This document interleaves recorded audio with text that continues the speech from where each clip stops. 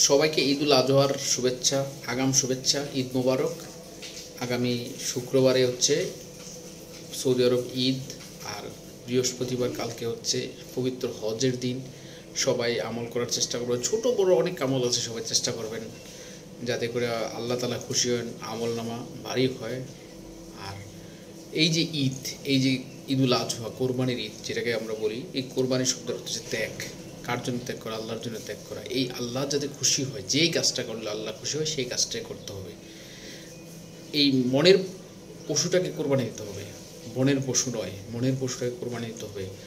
একটা গরু মহিষ জবাই করে দিলাম, খেলাম, মানুষকে নিয়ে চললাম ফিরলাম, এটা কিন্তু কোরবানি নয়। কোরবানির মহামান্বিত একটা দিক বা গুণ আছে, সেই দিকটা হচ্ছে আপনার মনের পশু কোরবানি দিতে হবে। পৃথিবীর মানুষকে নিয়ে যে মানুষ বা মনুষ্যত্ব নিয়ে চলাফেরা করলে গরিব মানুষ সকলেই এক কাতারে সুন্দরভাবে থাকতে পারবেন, সবাই থাকতে পারবো, এইটাই হলো কোরবানির মূল মন্ত্র। আসুন আমরা এই কাজটাই করি, যে মনের পশু কোরবানি করি। বনের পশু নয়, মনের পশু কোরবানি করি। নিজের যে সামর্থ্য অনুযায়ী যে পশুটাকে ক্রয় করলাম, সেই পশুটার দর দাম কিংবা কত টাকাতে কিনলেন, কত কেজি মাংস হবে, এইগুলো নিয়ে আমরা সমালোচনা না করি। আমার পছন্দ হয়েছে এই গরুটা, যত টাকাই হোক, মোটামুটি আমার পছন্দ হয়েছে, এইটাই আমি কিনবো। কত টাকা ভাই ঠকলেন না জিতলেন, এগুলো নিয়ে আলোচনা করবেন না। আরেকটা কথা, আপনারা কেউ কখনো এই কোরবানির পশু, কোরবানি দিচ্ছি এই পশুর ছবি কিংবা কত টাকা দিয়ে দাম কিনলেন, আমারটা ঠকছি, এইগুলো নিয়ে কখনোই আলোচনা করতে যাবেন না। কেন করতে যাবেন না? একটা দিক হচ্ছে, আপনি যখন এগুলো নিয়ে আলোচনা করেন তখন আল্লাহ তাআলা আপনার প্রতি নারাজ হয়। দ্বিতীয়ত হচ্ছে, আপনি ঠকলেন না জিতলেন এগুলো নিয়ে যখন আলোচনা করেন তখন আল্লাহ বলতেছে, আমি বান্দাকে ঠকাইছি না জিতেছি এটা আমি নির্ধারণ করব, তুমি কে?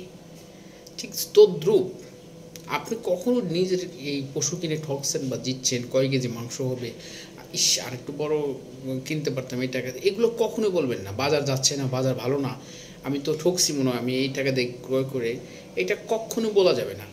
যেই টাকা আপনার পশু পছন্দ হয়েছে, আপনার পছন্দ মতো ক্রয় করছেন, এটাই যথেষ্ট। আপনার মনের পশুটাকে কোরবানি দেন, আপনি ওই বনের পশু নিয়ে নাড়াচাড়া করবেন না। মাংস তো এমনিও কিনা যায় ভাই, 700, 750, 800 টাকা দিয়ে মাংস কেজি করে কিনা যায়। যখন আপনি গরুর কোরবানি দিতে যাবেন তখন কেজি কত টাকা পড়বে এটা নিয়ে হিসাব করে লাভ নেই। হিসাব করে এই কোরবানিটাকে নষ্ট করেন না। কোরবানিটা হচ্ছে একমাত্র আল্লাহর জন্য। আর ফেসবুক বা এই সোশ্যাল মিডিয়া প্ল্যাটফর্ম বন্ধুদেরকে একটাই অনুরোধ করব, যখন আপনারা এই গরু বা পশুর ছবিটা ফেসবুক বা সোশ্যাল মিডিয়া পোস্ট করবেন, তখন কিছু কিছু মানুষ বা বিশেষ করে যারা কোরবানি দিতে পারে না বা কোরবানির অংশগ্রহণ করতে পারে না, তাদের মন খারাপ হয়ে যায় যে ওই লোকটা এত টাকা দিয়ে কোরবানি দিয়ে দিল, আমি পারলাম না। এই যে মন খারাপটা, এই মন খারাপের দায়টা কিন্তু আপনার ঘাড়ে এসে পড়বে, তো আপনার আমল নামা থেকে কেটে নেবে।